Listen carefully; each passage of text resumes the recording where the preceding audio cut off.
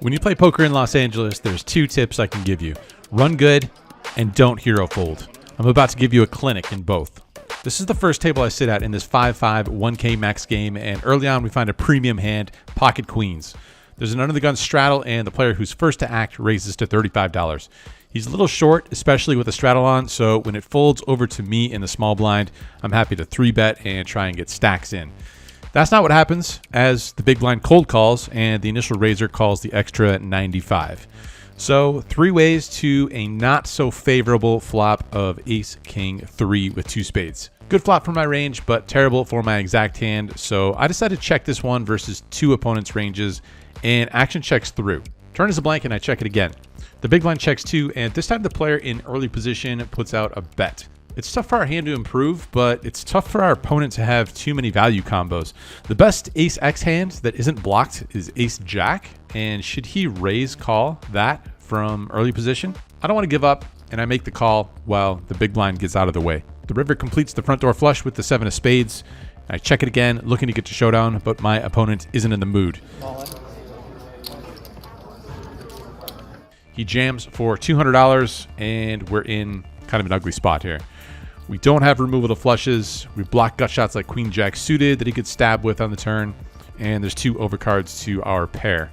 In fact, I'm not so sure there are too many worse hands that we could have than this one to try and call down with. But this is California, so f it. 21. Oh, terrible call. No kidding, what a call. You had 4s that first hand.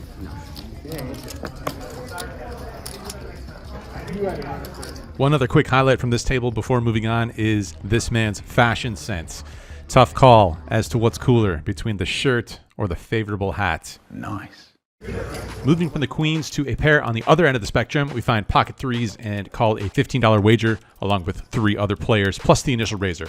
5 ways to a more favorable flop this time of 9-7-3 with 2 clubs. Here's another angle of me and my reaction upon seeing that flop. I'm the best! The best! Yes! The best! Action checks all the way over to me, and I'm obviously betting $50.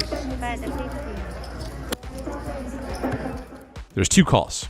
The turn is the 5 of spades, which makes a couple of straights and adds a second flush draw. The first player checks, and this time the player in the middle bets into me for $55. It's kind of a peculiar bet, especially being so small. With the board being as wet and dynamic as it is, flatting seems out of the question. If we happen to run into a straight, then we still have some equity, but no way am I letting my opponent peel for this price. I raise it up to $300. The first player thinks for a little bit and folds, and the player in the middle takes his time before eventually making the call. We're thinking red card thoughts, but unfortunately it's one of the many ugly possible river cards. The 6 of spades completing the backdoor flush, and not 1 but 2 4-card straights on board. Right on cue, my opponent jams for $500. 100 big blinds. How much you got? We knew going into the river that half of the deck would be bad for us, and now that we're here, we could basically flip a coin on this decision. It seems like a mandatory jam for my opponent, whether he has value or a bluff. The obvious bluffs are missed club draws, and that's about it considering the straights that are now available. Plenty of value hands that he could show up with, which we have no removal to. If we're looking for an excuse to call, here's 2 of them. The first is that he continued on the flop versus a bet, so front door draws are a little more likely than back door. We also shouldn't worry about a naked 4 since that hand loses to a naked 8, and not to mention flushes 2. The last excuse? This is California. I think you're good. Good call. Good call. So he got a 6 on the board, so he covered. Through one of your plays. Huh? I have king, queen of clubs. Andrew, sniff it out, baby. Table once again, and we find 2 Broadway cards on the button in a straddled pot.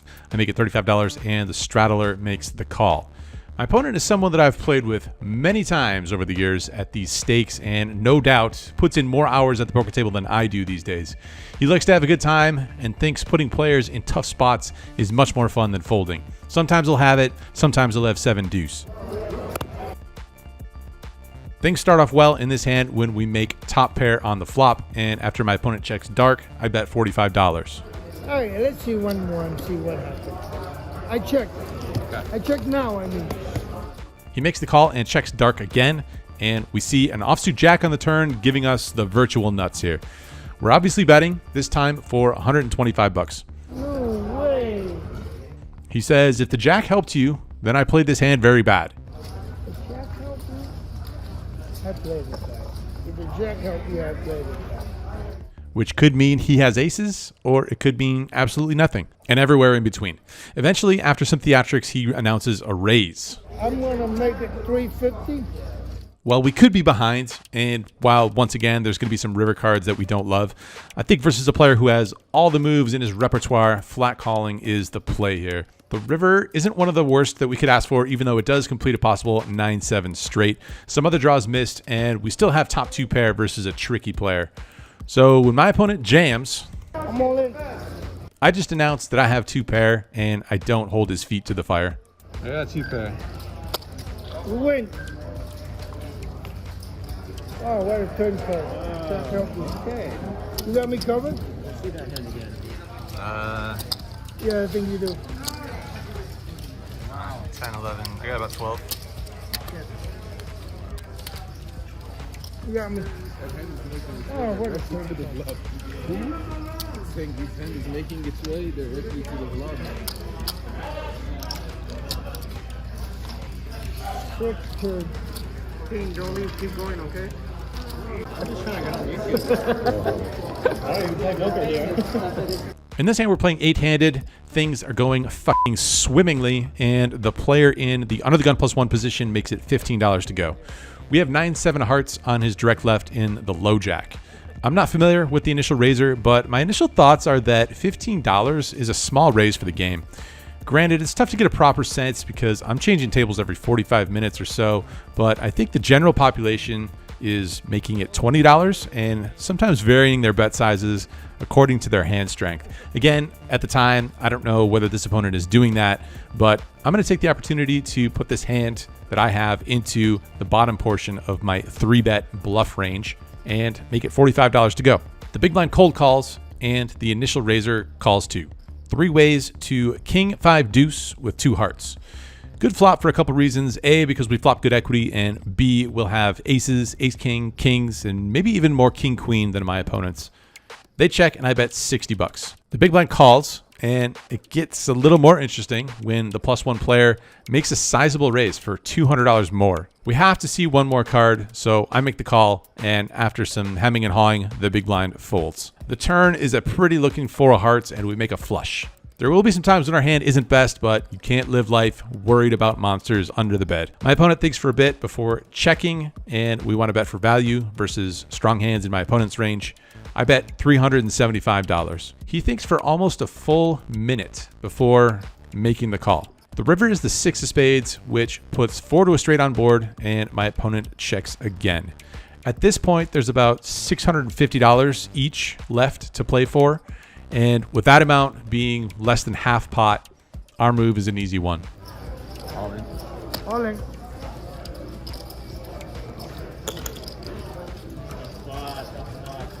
He goes super deep into the tank again and says he'll need a minute to think. When we fade the snap call, we know our flush is the best hand, so as more time goes on, we're rooting for a call here. It seems like he's in a super tough spot with a strong hand. Eventually,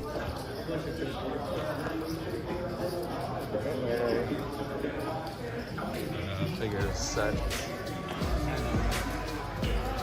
Tough one there. Tough run out.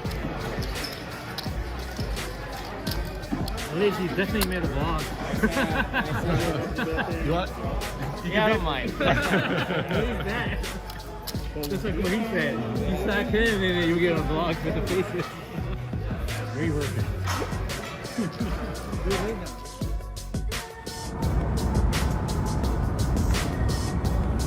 probably goes without saying at this point, but that was a massively successful meetup game. 16 tables worth of people on both day one and day two of that meetup game at Hustler Casino into that 5-5 game for $1,000 in cash out, a profit of damn near $3,000.